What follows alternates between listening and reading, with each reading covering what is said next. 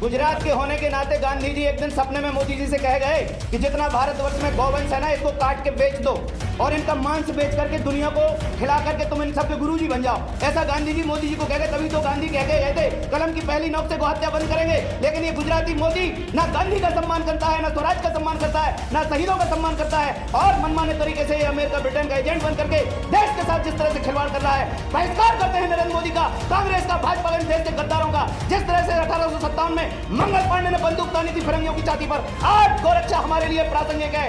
जो कुछ भी करना पड़े गोरक्षा के लिए हम लोग प्रचंड बहुमत से सरकार बनाने के लिए देश से आह्वान करते हैं। खड़े हो जाओ मेरे देश प्रेमियों, आपके तुगनीर में वो तीर है जिसे वोट कहते हैं। आप भारतीय योद्धाओं को लाओ देश की सरहद से संसद में, देश बच जाएगा, देश बच जाएगा। हटाओ ईवीएम, भगाओ मोदी को। 5 राज्यों में चुनाव हुआ, उसमें 3 राज्यों में बहुत बड़ा बीजेपी, आरएसएस और उनके 32 संगठनों ने मिलकर बहुत बड़ा घोटाला किया। खोल के सुन लो आरएसएस वालों, RSS राष्ट्रीय शत्रु संहारक संगठन भी सिग्नेचर ले रहा है ईवीएम के विरोध में। 1947 से आज तक never second line of leadership never developed. इस सेकंड लाइन ऑफ लीडरशिप जब दूसरा नेता नहीं पूरे देश ने आज तक पैदा किया तो इस देश का भविष्य कैसे सुधरेगा।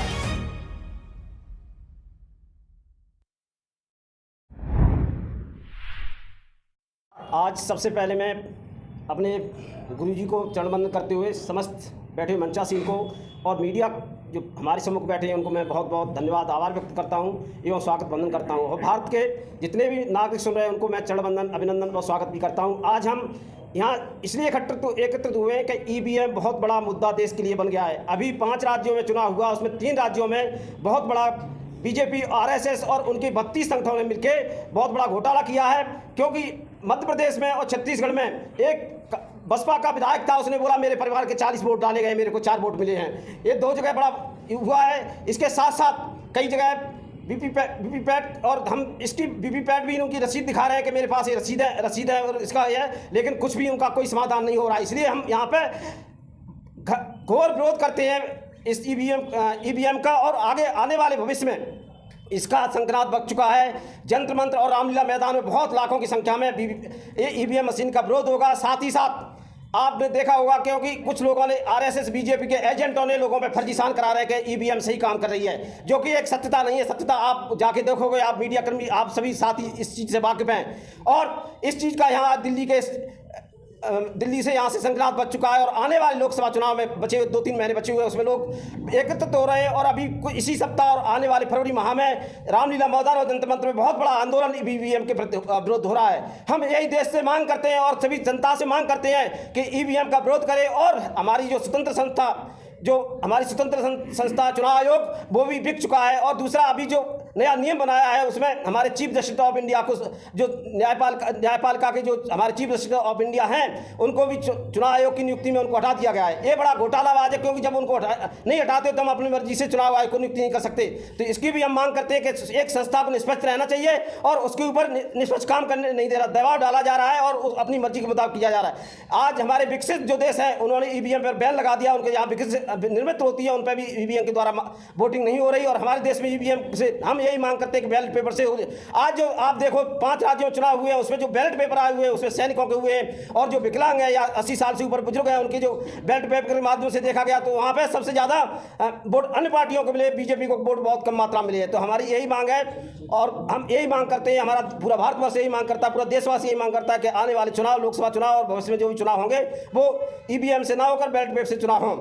साथ ही साथ हमारा जो जय जवान, जय किसान और जय संविधान का नारा है उसको बुलंद करते हुए आज हम ये शपथ और यहाँ से संकल्प लेते हैं कि हम दिन रात एक ही काम करेंगे कि ईवीएम हटाओ, देश बचाओ। इसी के साथ मैं अपनी वाणी को विराम देता हूँ और पुनः हमारे राष्ट्रीय शत्रु संहारक संगठन जो है, राष्ट्रीय शत्रु संहारक संगठन भी बूथ लेवल तक जा रहा है, गाँव वो भी साइन करा रहा है कि ईवीएम से चुनाव नहीं होना चाहिए। क्योंकि जो आरएसएस वाले अपना डेटा देंगे ना आयोग को कि लोग कह रहे हैं कि नहीं ईवीएम अच्छी है, ईवीएम से चुनाव होगा, ये कान खोल के सुन लो आरएसएस वालों, RSS राष्ट्रीय शत्रु संहारक संगठन भी सिग्नेचर ले रहा है ईवीएम के विरोध में। इतना कान खोल के रखना, यहाँ कोई कच्ची गोली नहीं खेली जा रही है। तुम कितने होशियार हो, कितने तुम होशियार हो, अपनी होशियारी को अब तुम अपने पास रखना।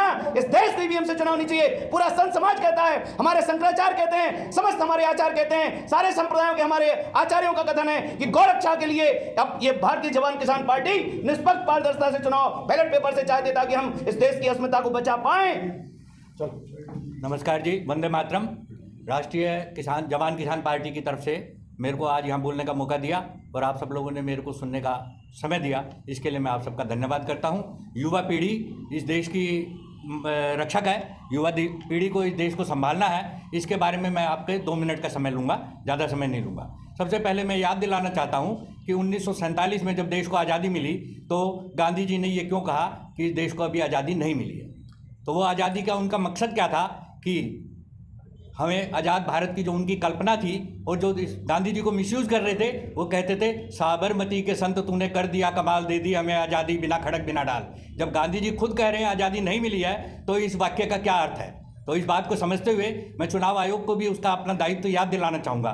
चुनाव आयोग का दायित्व था कि पूरे देश में निष्पक्ष चुनाव होने चाहिए, बिना किसी पैसे के इन्फ्लुएंस के, बिना किसी बाहुबल के शस्त्र बल के इन्फ्लुएंस के। लेकिन ये इस देश का दुर्भाग्य रहा कि बाहुबल और शस्त्र बल ने इस बैलेट पेपर को भी अपने कब्जे में लिया। अब गांधी जी की चुनाव प्रणाली पर मैं 2 लाइनों का समझ लूँगा। गांधी जी क्या चाहते थे कि हम अपने ग्राम स्वराज हो, भारत की आत्मा गांवों में बसती है और उस गांव को हमें जिंदा रखना चाहिए। लेकिन शहरीकरण के और इस असीमित कागज के नोट छापकर 1844 में पैदा हुए कागज के नोट की गुलामी के चक्कर में हम लोगों ने गांधी जी के विचार को बिल्कुल भुला दिया।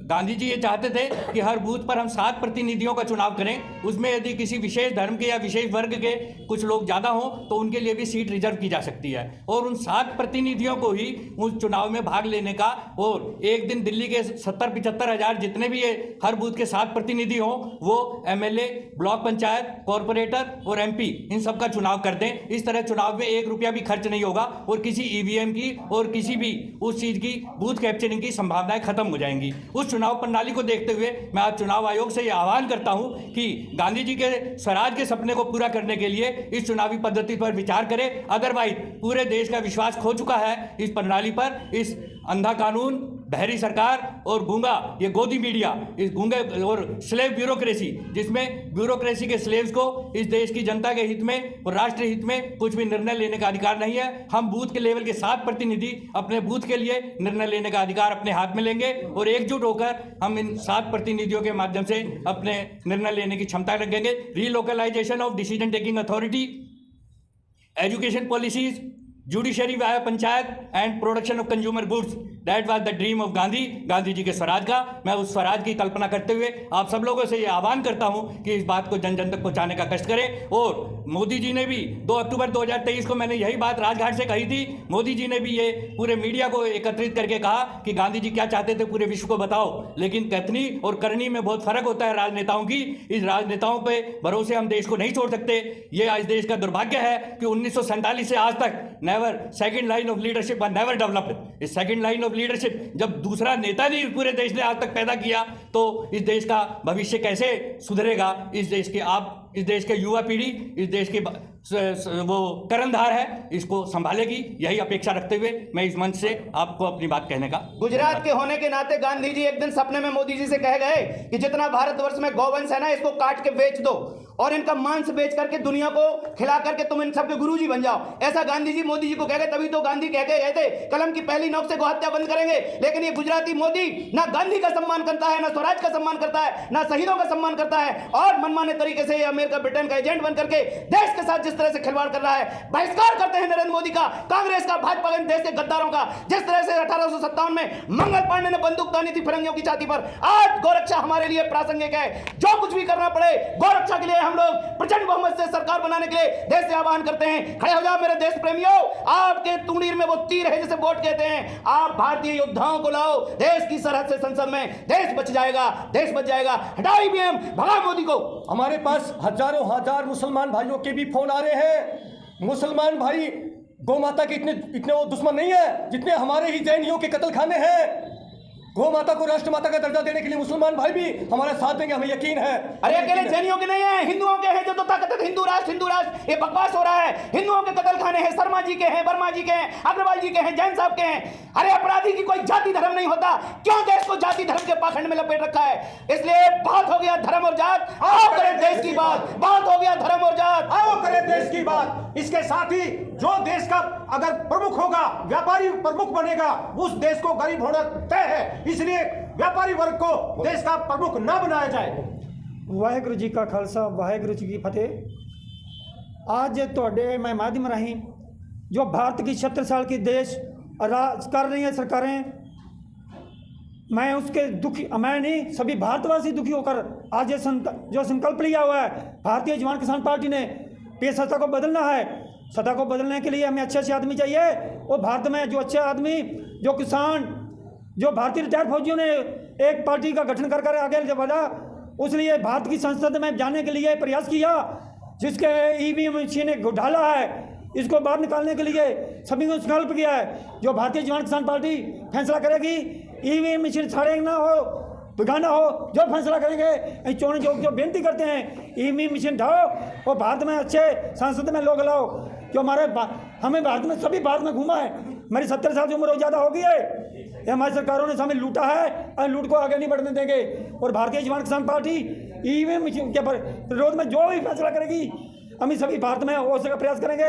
मेरे साथी जिन्हें भारत में काम कर रहे हैं, उसको जो बेनती है, ओ भारत को बचाना है, हमें ईवीएम मशीन ढाना है, और हमारे भारत में गुलदस्ता है, सभी लोग बसते हैं, और हम ये फैसला करते हैं ईवीएम मशीन ढाओ और देश बचाओ। ईवीएम ढाओ, देश बचाओ। वाहेगुरु जी का खालसा, वयमग्रे चलिष्यामा, बोलो वयमग्रे चलिष्यामा, चलिष्यामा निरंतरम, दुर्जनान् दंडयिष्यामा, रक्षयिष्यामा च सज्जनान्, सुखी बसे समाज सब, दुखिया रहे न कोई।